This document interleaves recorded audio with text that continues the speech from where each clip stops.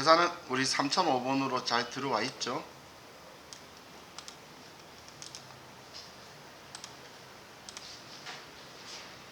자, 그럼 문제를 보면,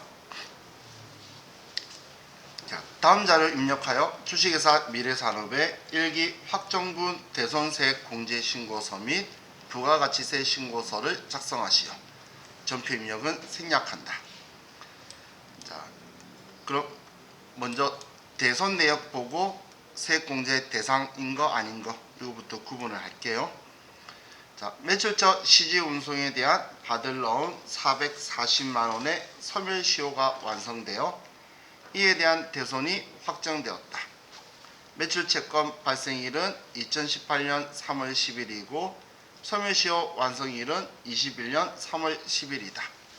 그럼 이번엔 섬유시효 완성이 대손 사유니까 문제가 없죠.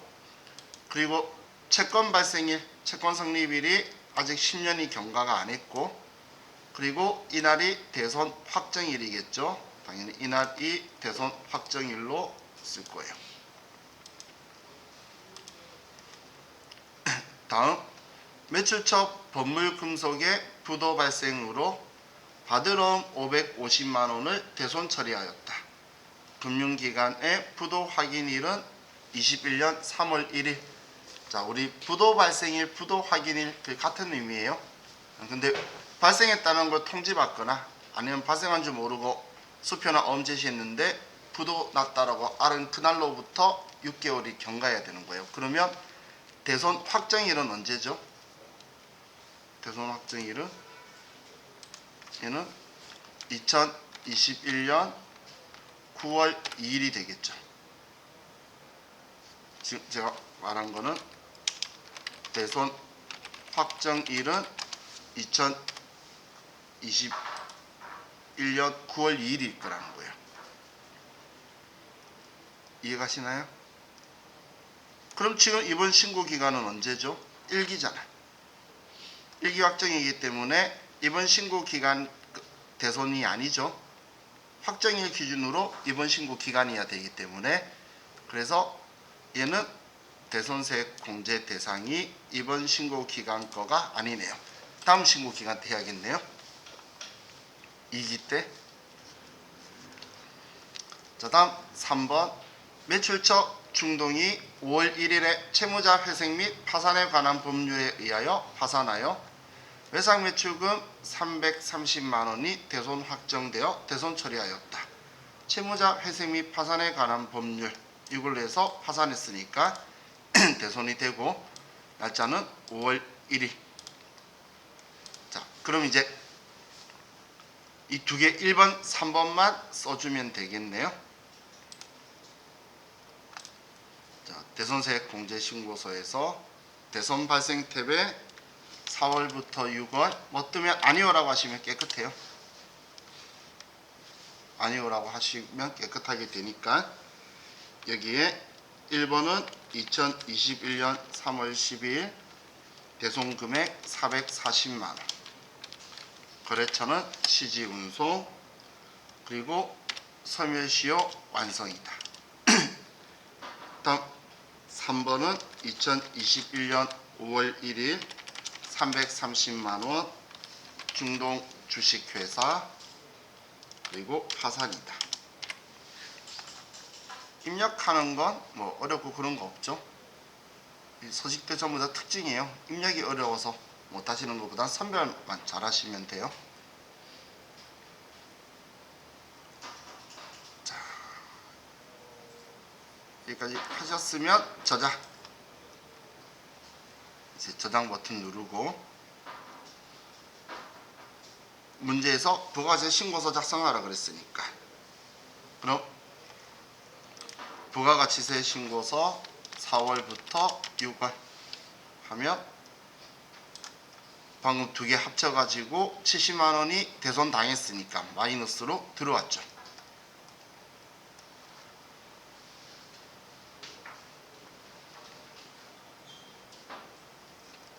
들어왔죠? 안 들어왔으면 얘를 저장을 안 했거나 지금 이걸 저장을 안 했거나 아니면 불러오시겠습니까 했을 때 예라고 해서 그래요. 아니오라고 해야 새로 불러오지. 날짜를 해서 당연히 4월부터 6월로 들어가 있어야 되겠죠.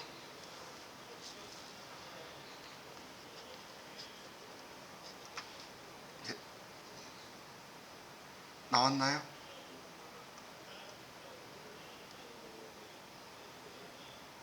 (8번) 칸에 마이너스 70.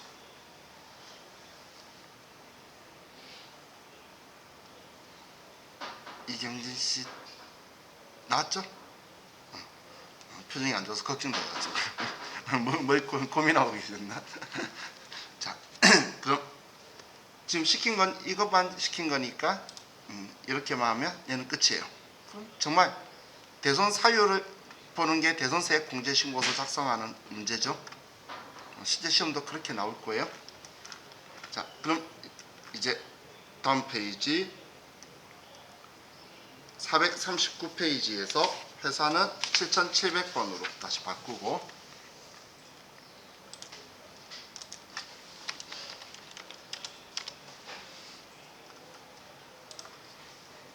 자, 근데 이거 하나 보세요.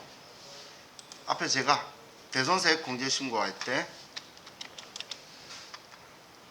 예를 들어서 2기예요. 그럼 여기는 대손 확정일을 쓰죠. 대손 확정일. 그래서 우리 이 앞에 문제에서 부도 난 거 2021년 9월 2일이다라고 했었잖아요. 우리 앞 문제에서 그렇게 이야기했죠. 그런데 스마트A는 나중에 스마트A는 대손세액 공제신고서에서 10월부터 12월에 얘가 부도가 났는데 기준일이 부도 발생일이에요. 21년 3월 1일이라고 쓰면 알아서 9월 2일이 나와요. 그죠?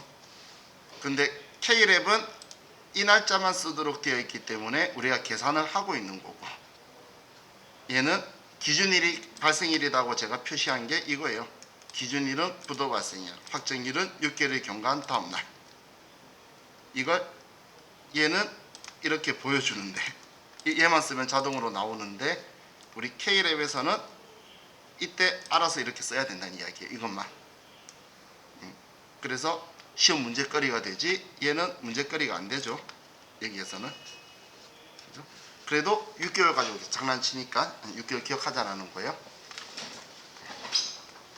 왜냐하면 채권 성립일로부터 6개월이 경과한 채권 뭐 이런 식으로 장난쳐요. 자, 우리 문제 볼게요.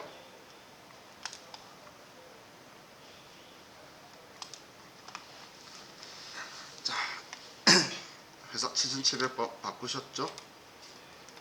자, 다음 자료를 이용하여 2기 확정분 대손세액 공제 변제 신고서를 작성하고 부가가치세 신고서를 작성하시오. 자, 2021년 2월 21일 영국물산에 상품을 매출하고 대금 1,540만원은 영국물산 발행 약속어음을 수령하였다. 동어음은 거래일로부터 6개월이 지난 21년 8월 21일에 주거래 은행으로부터 부도 확인을 받았다. 자, 얘는 대손세액 공제되나요?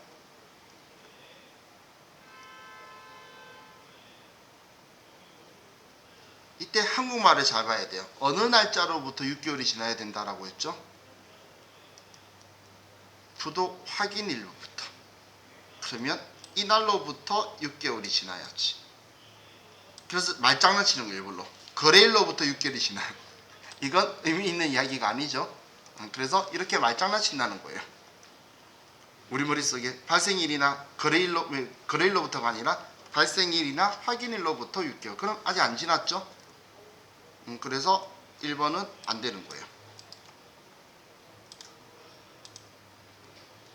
자, 두 번째, 소멸시효 완성으로 인해 21년 1기 부가가치세 확정신고 시 공제받지 못할 매입세 대손 처분받은 세액으로 신고하였던 영창상사에 대한 외상매입금 330만원을 21년 10월 1일 전액 현금으로 상환하였다. 이번엔 채권 이야기가 아니죠. 외상매입금의 이야기하는 거잖아. 그죠? 얘는 대손 변제 탭에서 과거에 공제 안 받았던 거예요. 그죠? 그런데 이제 전액 현금으로 상환했으니까 10월 1일날 전액 상환했으니까 이제 330만원 중에 30만원은 주고 돌려받아야 되는 거죠. 그래 변제 탭에서 플러스라고 써줄 거예요. 자, 다음 2021년 10월 1일자로 영신물산에 대한 채권잔액 18만 7천원을 대손 처리하였다. 동채권은 회수기일로부터 7개월이 경과된 것이며 이외에 영신물산에 대한 채권은 없다. 그럼 얘는 회수기일로부터 6개월이 경과된 30만원 이하의 소액 채권이죠.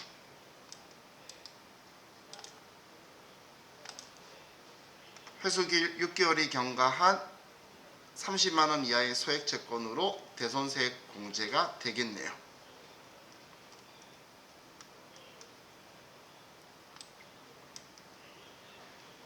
다음 4번 2019년 12월에 파산으로 대손 처리했던 주식회사 수원에 대한 채권액 2,200만원을 21년 11월 7일 현금으로 회수하였다. 당사는 동채권에 대하여 19년 2기 부가가치세 확정신고 시 대손세액 공제를 적용받았다. 과거에 대손세액 공제받았던 걸 현금으로 오늘 날짜로 회수한 거죠. 그러면 이제 받았으니까 200만원 내야지. 그럼 대손 발생 탭에 마이너스로 써줄 거죠. 과거에 대손세액 공제 받았던 걸 오늘 회수한 거니까. 이번에 과거에 200만원 못 받았어요. 지웠던 거. 이번엔 받았으니까 낼게요. 자, 그럼 우리 문제 순서대로 입력해보면 첫 번째 2번은 자, 먼저 대손 변제 탭에 가서 2기 확정 10월부터 12월 변제 확정일은 2021년 10월 1일 금액은 330만원 플러스로 쓰고 공제받아야 되니까 거래처는 영천 상사 그리고 변제 사유는 우리는 대손금 상환액과 이건 의미만 통하게 쓰면 돼요. 뭐 어떻게 쓰라고 알려주면 시킨 대로 쓰고 아니면 의미만 통하면 돼요. 다음 자, 예, 하셨으면 두 번째는 그 동그라미 3번 소액채권 자 대손 발생 탭에 가서 다시 10월부터 12월 2021년 10월 10일 18만 7천원이라고 쓰면 17,000원 나오고 거래처는 영신물산 직접 입력해서 소액채권이다 쓰면 되고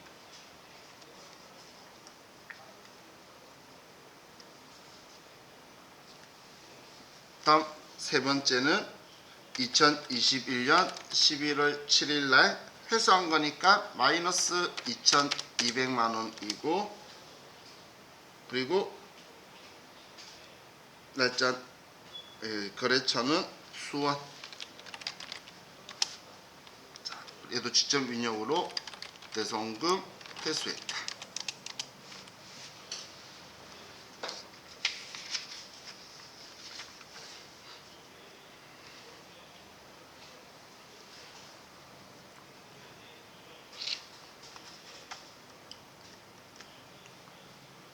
얘는 마이너스라고 써줘야 되죠. 여기에서 자, 그럼 이제 저장 버튼 누르고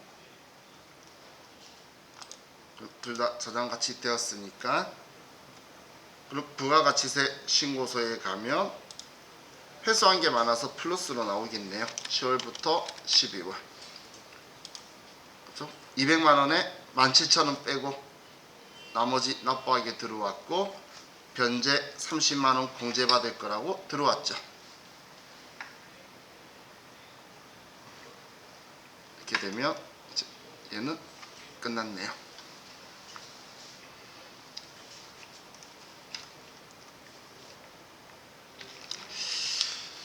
자, 우리 기출문제 있는 거 하나 풀어봅시다.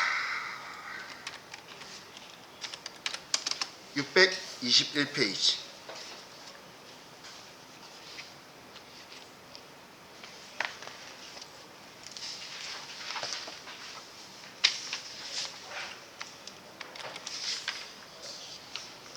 회사는 290번.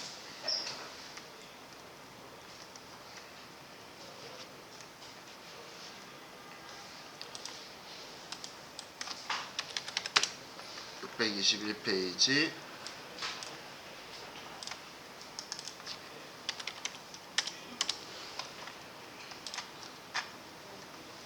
자, 이미 되셨죠? 자, 1번 다음의 자료에 근거하여 중소기업에 해당하는 용마물산 주식회사의 21년 1기 부가가치세 확정신고 시 제출해야 할 대손세액공제신고서를 작성하시오. 자, 그럼 대손세액공제가 되는지 확인부터 해야겠죠. 자, 받을 어음이 있는데 20년도에 발생한 거고 기간은 문제 없고 부도 발생일이 전년도 10월 그러면 올해 되겠죠. 날짜 부도 확인일이 며칠이죠? 그럼 5월 1일이죠. 21년 5월 1일 6개월 다음날.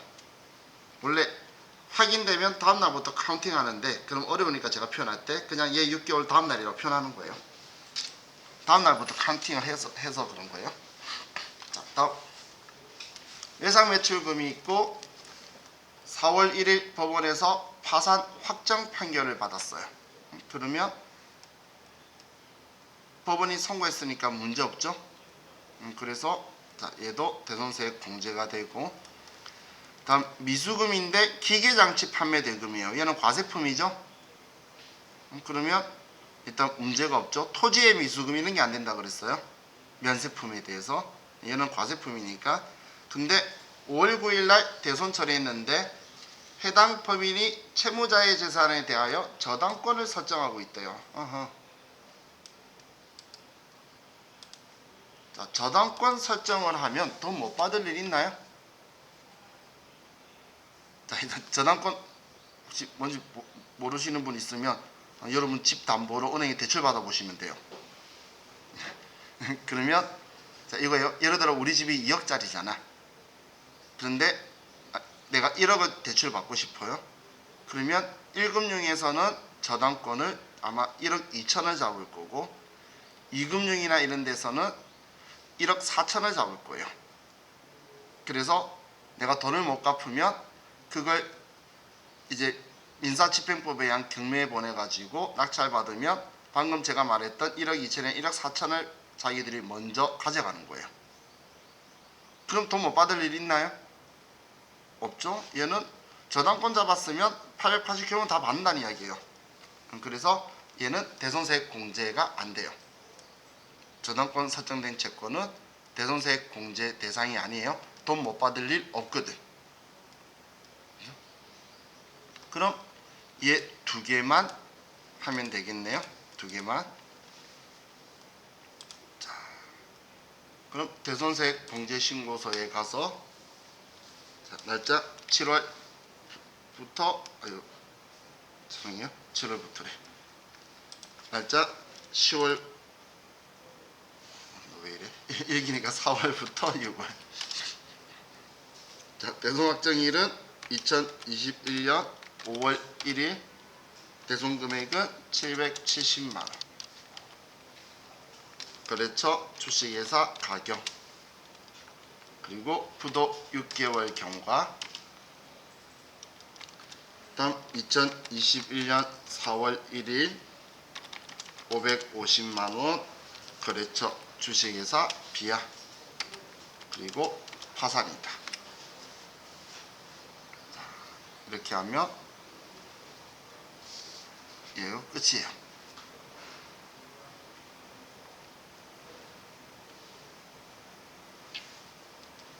자, 이렇게 하고 저장. 그럼 문제에서는 대손세액 공제 신고서 작성하시오까지만 적혀 있잖아요. 그래서 얘가 끝인 거예요.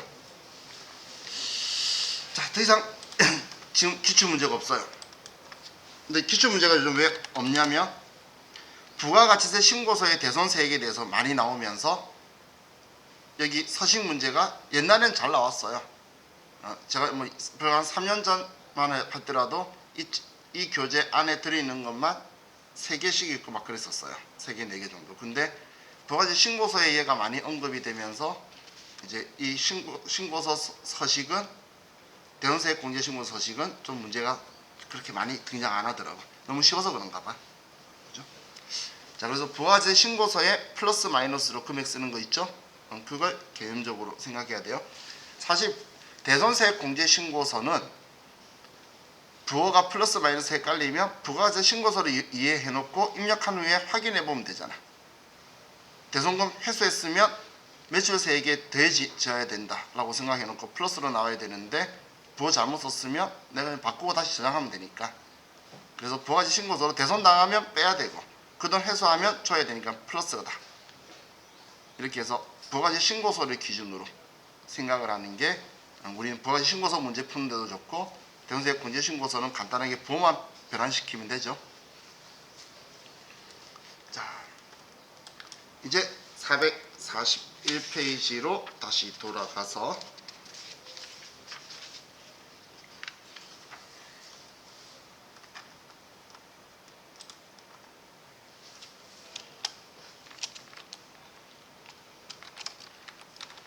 재활용 패자원 세액공제 신고서를 볼게요. 자, 이 서식은 전산 세무위급에는 잘 안 나와요. 어느 정도냐면 한 2년에 한 번 나오는데 지금 우리 책은 2년 반인데도 기출문제가 하나도 없어요. 근데 저는 이 문제가 나왔다는 걸 알아요.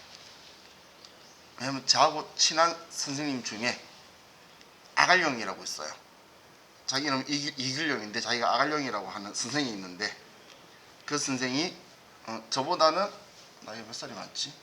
옛날에 제가 욕을 하도 했더니 나 이제 50 넘었는데 욕 좀 하지 마라 그러던데. 근데 저보다 한참 형이에요. 근데 그분이 맨날 술 마실 때마다 나한테 재활용 패자원 세액 공제 신고서가 나올 때가 됐는데 매번 먹을 때마다 그 이야기 하다가 어느 날 나오면 나한테 연락 와서 그 봐 내 말 맞지? 그래요. 그래갖고 또 그 다음 2년 동안 계속 그 이야기해요. 술 먹을 때마다 얘가 나올 때 됐다고. 그리고 또 나오면 전화 와가지고 그 봐 내 말 맞지? 그래요. 그래서 이게 나왔다는 걸 그 사람이 전화 와서 알아요. 그만큼 잘 안 나와요. 그 사람 말이 내 말 맞지? 이 말을 자주 못 들었어요. 지금까지 살아오면서 2번밖에 못 들었어요. 그럼 얘가 빈도는 낮죠. 근데 세무위급에는 자주 나와요. 안 어려운데 실수하기 딱 좋은 서식이에요. 자, 그럼 이 재활용 패자원 세액공제신고서는 일단 구조를 보면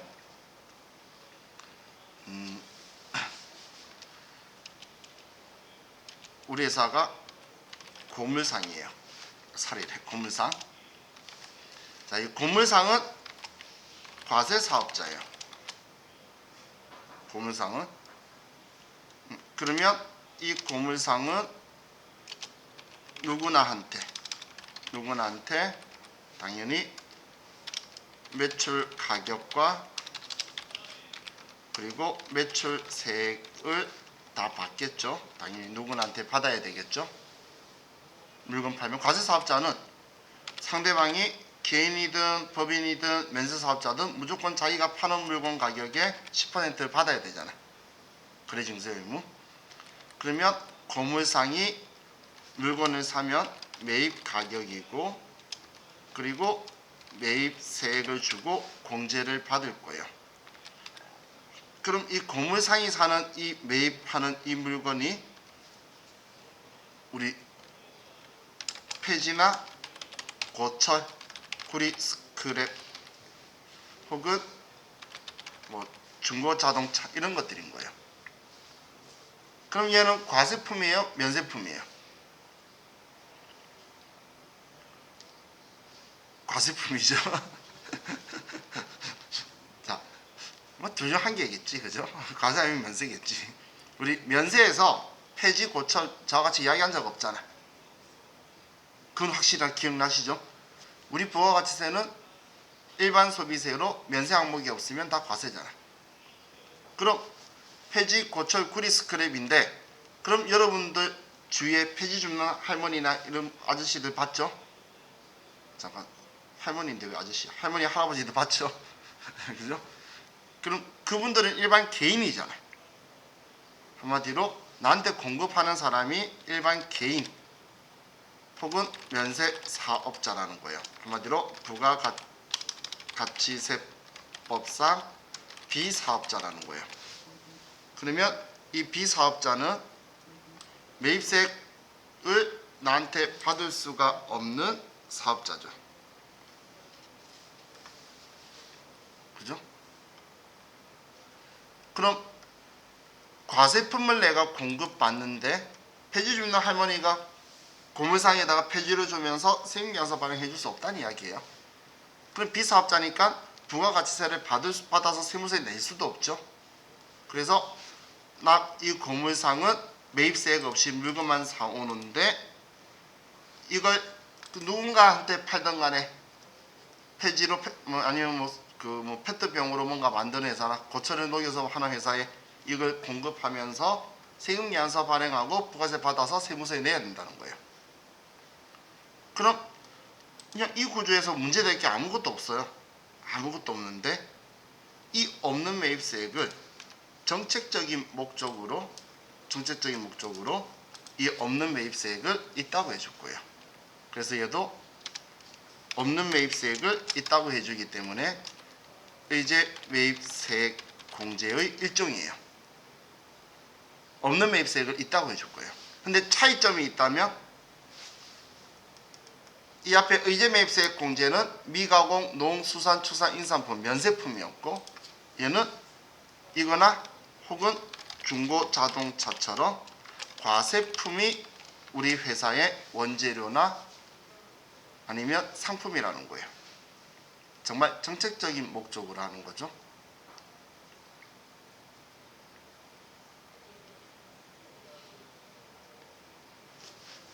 얘는 한도 계산이 있는데 한도 계산 크게 신경 안 써도 돼요. 80%예요. 왜냐면 얘는 원재료가 아니고 일반적으로 상품이잖아요. 사오는 거에 대해서 자기 이익률이 그리 높지 않겠죠. 그렇기 때문에 매출액 대비 80%를 해줄 거예요. 매출액 대비 80%. 그런데 자, 이 대상에서는 우리가 사업자에게 매입 시에는 면세 사업자에게 매입 시 계산서 수치를 꼭 해야 돼요.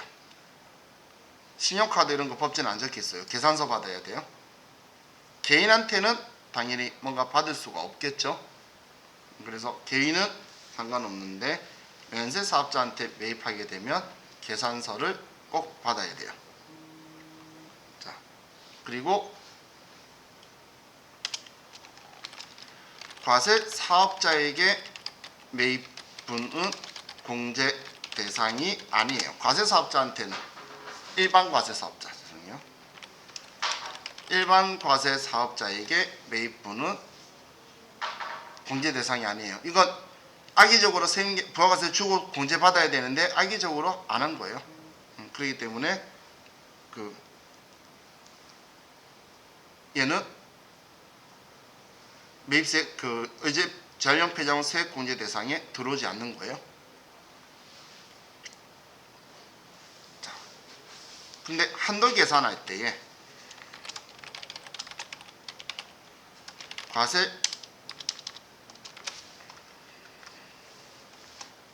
과세기간 매출액의 80%인데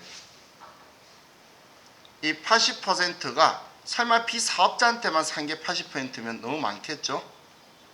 그래서 한도 계산은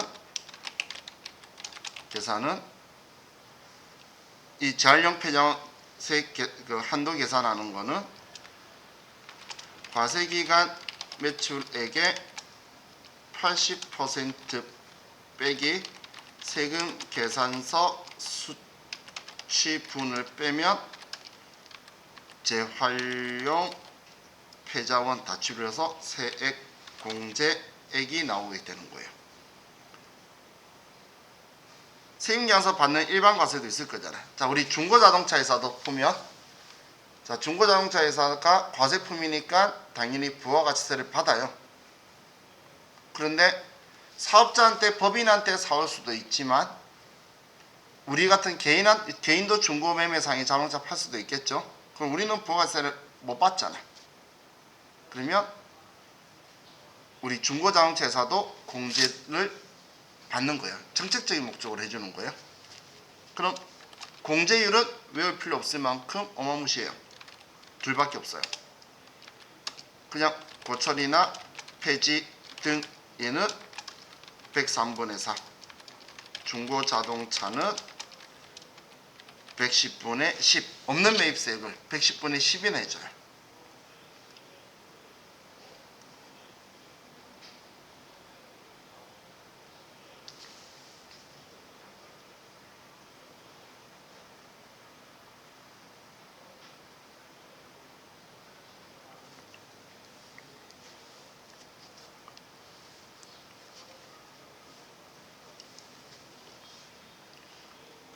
세기간 적어놨네. 과세기간 매출액이에요.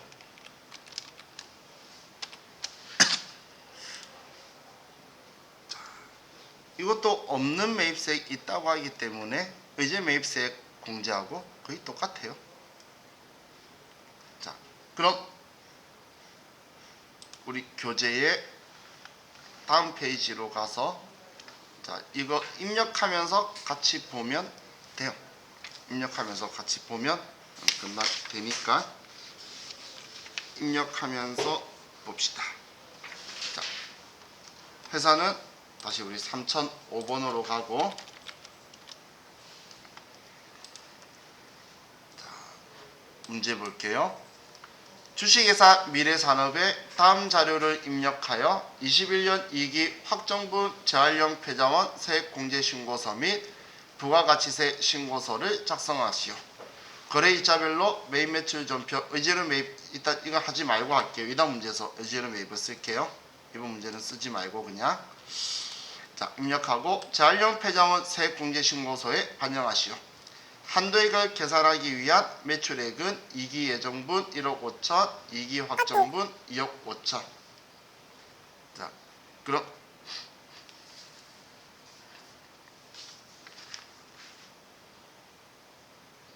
매입 매출 전표에 그냥 얘를 입력을 할 건데, 매입세 공제 대상 거래 내역이고 비사업자인 농민에게서 매입했대요. 왜 꼭 이걸 농민한테 사? 그냥 일반 개인한테 샀다고 생각하면 돼요. 어떻게든 비사업자죠. 그럼 부가가치세를 안 줬다는 거잖아. 그런데 과세기간 부가가치세 신고랑 관련이 있으면 우리는 증빙 없고 부가가치세가 없다. 그때 60번 명건을 쓰는 거예요.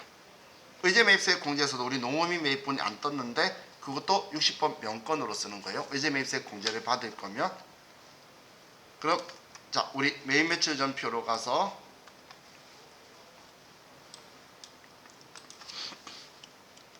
10월 달로 가고,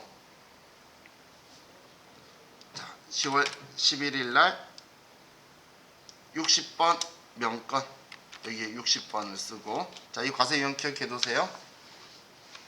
자, 그리고 품명은 고철, 수량은 2천, 공급가액은 330만원, 거래처는 성수지,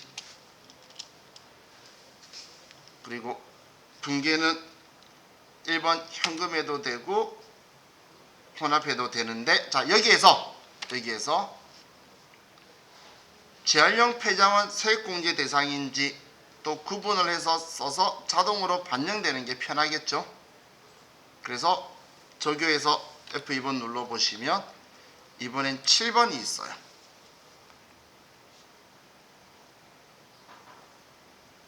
상품이나 원재료에서 의제매입세액 공제는 6번, 재활용 폐자원 세액 공제는 7번을 선택하면 자동으로 반영되는 거예요. 사올 때.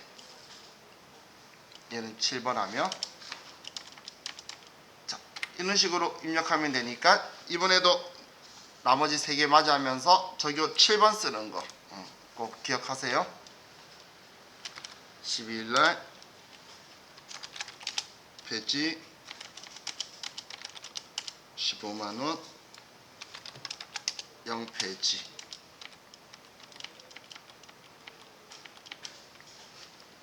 폐건전지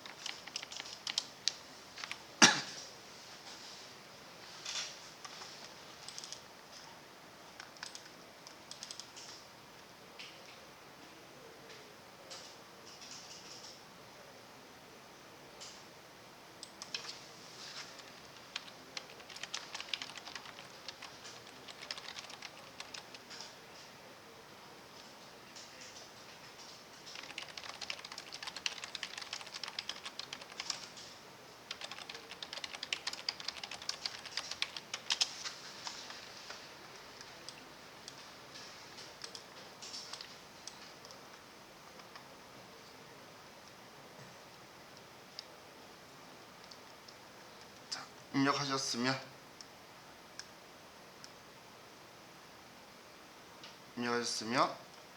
이제 재활용 폐자원 세액공제신고서에 가서 10월부터 12월 그럼 60번 명건이라고 하니까 영수증인 거고 53번 매입 면세했으면 계산서로 들어올 거예요. 알아서 그럼 다 들어와 있죠. 그럼 얘도 확정신고 때만 계산하니까 자, 한도에 1억 5천 예전 거 그리고 2기 확정 거 2억 5천 그러니까 80%로 3억 2천인데 자, 이 문제에는 세금계산서 매입분에 대해서 안 적혀 있죠. 제가 이 한도 뺀 나머지 영수증 적혀 있는 여기가 지금 우리가 매입한 거에 대한 한도 계산 잔여 한도예요. 그래서 세금계산서 거 있으면 써주고 여기에 561만 원이 이번에 산 거죠. 예. 영수증 등이라고 적혀 있죠.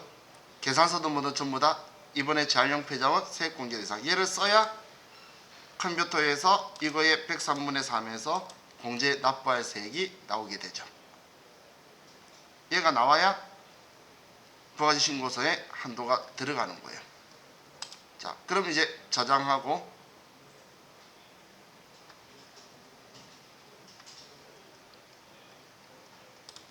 자, 부가가치세 신고서로 가서 10월부터 12월 그러면 여기에 이 금액만큼 공제되는 매입세액이 늘어났죠.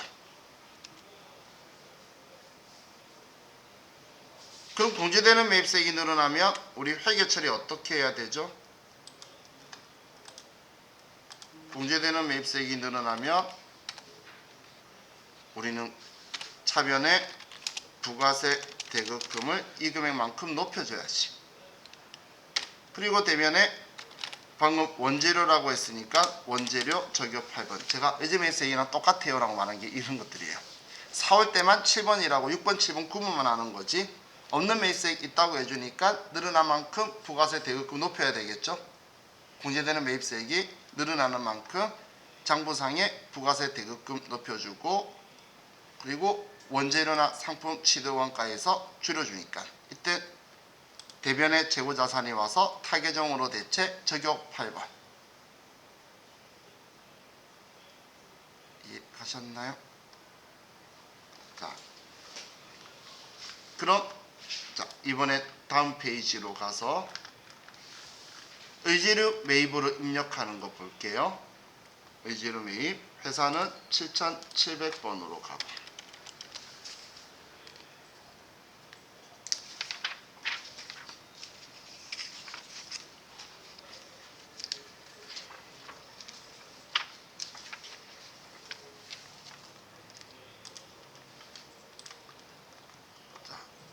다음은 제한령 폐자원 공제 대상 원재료 및 상품의 외상 매입 자료이다. 매입 매출 전표에 의제료 매입으로 전표 입력하여 다배상으로 처리하고 2기 예정 기간에 제한령 폐자원 신고서를 작성하시오. 둘 다 일반 개인이죠. 둘 다 일반 개인이니까 증빙은 필요 없고 60번 명건으로 처리할 거예요. 자, 그럼 매입 매출 전표에서 이번엔 의제료 매입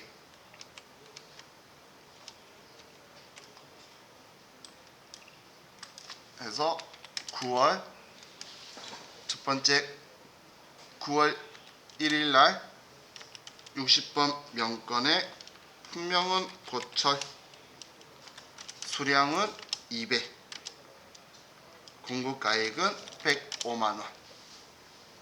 자, 이번에는 제한령 폐자원 세액 공제니까 2번 102분의 2, 아니 102분의 1이래요. 자, 2번 제한령, 그리고 공제율은 3번 103분의 3이다. 그리고 거래처는 김나영, 분계는 전부 다 외상이라 했으니까 2번 외상하고 원재료의 적용 7번.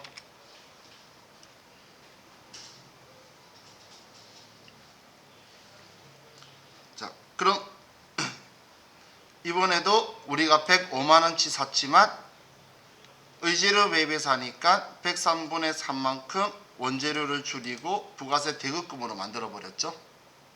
그럼 이 앞에 일반 전표에 하던 작업을 할 필요가 없어지잖아요. 그렇죠? 다음 9월 10일 60번 명건, 이번에 중고 자동차 한 대 770만원, 제한령 폐자원 10, 최지우, 이렇게 써주는 거예요.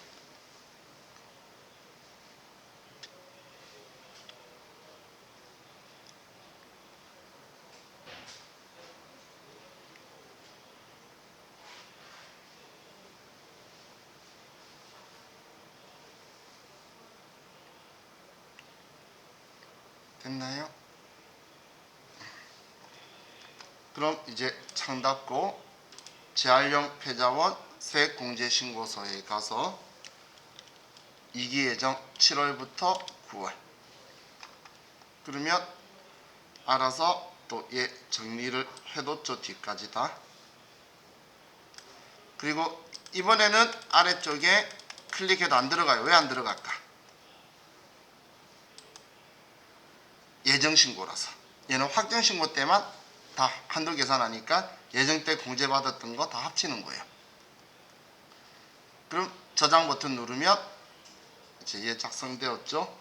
그럼 부가가치세 신고서에 7월부터 9월로 가면 지금 방금 샀던 이 두 개 금액에 각각의 공제율만큼 계산되어서 공제되는 매입세액이 늘어났죠. 그런데 회계 처리는 이미 사오면서 했기 때문에 회계 처리는 신경 안 써도 되겠죠. 이번에 사오면서 매입하는 데서 걔가 다 원재료 줄이고 회계 처리가 되었기 때문에 신경 안 써도 되겠죠.